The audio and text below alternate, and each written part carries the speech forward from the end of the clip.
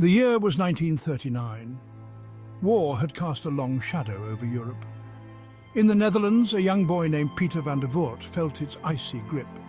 He was just 12 years old, but life had already aged him beyond his years. Tall for his age, Peter could easily pass for a young man. This would prove to be a dangerous gift.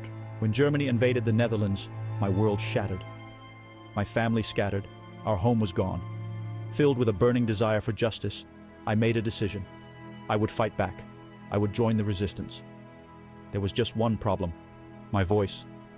It was the voice of a child, high and unbroken. I knew it would betray me. So, Peter chose silence. He vowed not to speak until the war was over. During training, he endured the puzzled looks, the whispers, the accusations of cowardice.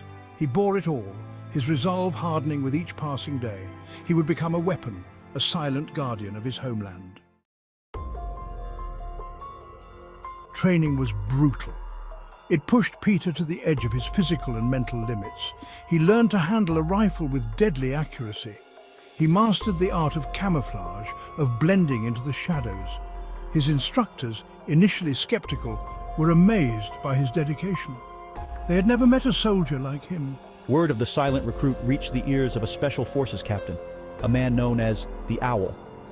Intrigued, he sought me out, recognizing the potential hidden beneath the surface.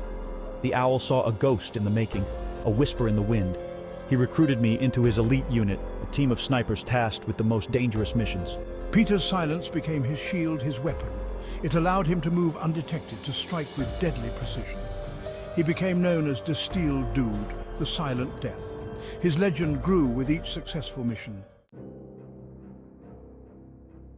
Peter was partnered with Sam, a seasoned sniper with a gruff exterior and a heart of gold. Sam became his mentor, his confidant, his brother-in-arms. Together, they were unstoppable. Their missions took them deep into enemy territory, behind enemy lines, where every shadow held a threat. Every sound could be their last. One mission took us to Arnhem, a strategic city on the Rhine. The Germans were heavily fortified there. We were tasked with eliminating a high-ranking German officer, a man known for his brutality. The mission was fraught with danger. The Owl briefed us personally, his voice grave. "This is a suicide mission," the Owl said, his eyes boring into theirs. "But if anyone can do it, you two can." Peter and Sam exchanged a look, a silent understanding passing between them. They were ready. Under the cover of darkness, Peter and Sam infiltrated the city.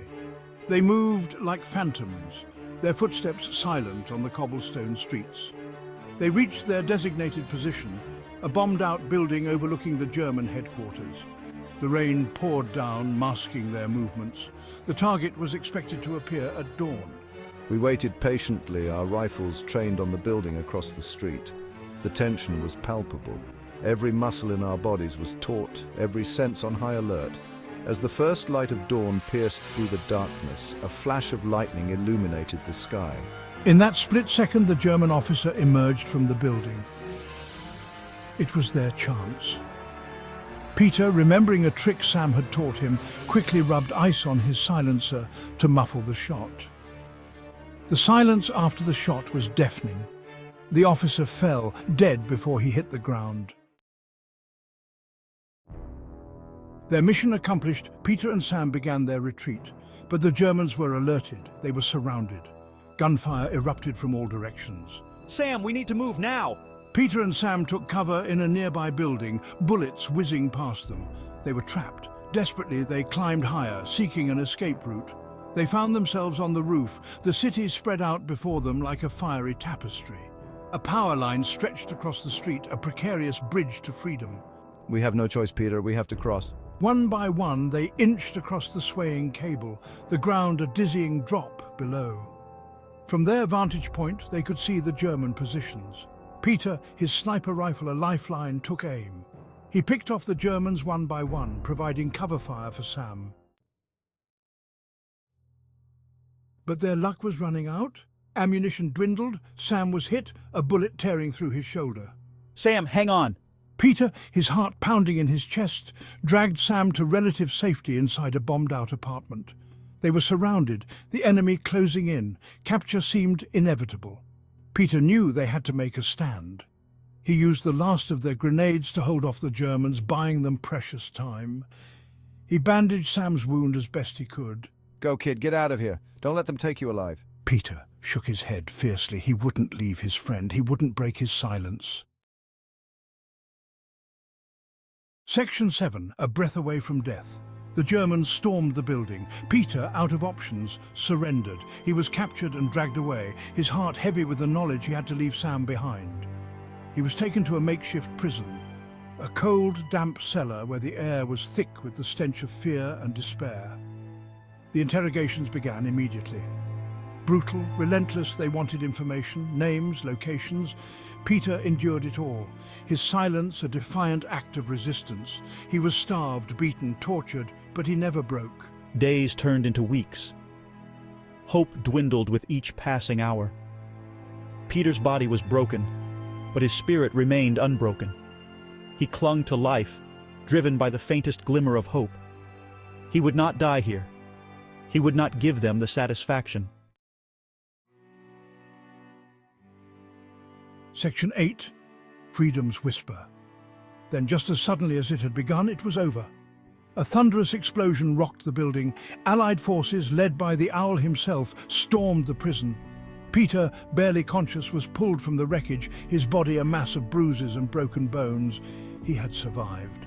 As he was carried away from the inferno, he saw the Owl standing amidst the chaos, his face etched with worry. Their eyes met. For the first time since the war began, Peter felt a flicker of something other than fear or anger. It was hope. They rushed him to a field hospital, his vision blurring. He was vaguely aware of the frantic activity around him, the concerned voices, the smell of antiseptic, but all he could focus on was the searing pain that ripped through his body. Section 9, a hero's echo. He drifted in and out of consciousness. Faces swam into view and then faded away. He heard whispers of distilled dude and realized they were talking about him. And then he saw her, his mother. She was alive. Relief washed over him, so profound it stole his breath away. He tried to speak, to tell her he was all right, that he was here. But the words wouldn't come. He had been silent for so long he had forgotten how to speak. Then, with a Herculean effort, he forced the words out, his voice a mere whisper. "Ma'am," he croaked, his voice high and thin, the voice of a child. "Ik ben het, Peter. Mom, it's me, Peter." Section 10, the boy who became a legend. Those were his last words. Peter van der Voort, the boy who became a legend, died shortly after, his hand clasped tightly in his mother's. He was 14 years old.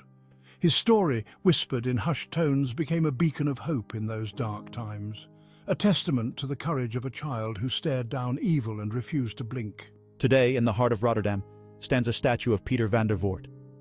He stands tall, a young boy with the weight of the world on his shoulders, his finger on the trigger of his rifle, his gaze fixed on the horizon. He is Distilled Dude, the silent death, forever frozen in time. A reminder that even in the darkest of times, even the smallest among us can rise to meet the challenge. A plaque at the base reads, Distilled Dude, Peter van der Voort, 1927 to 1943.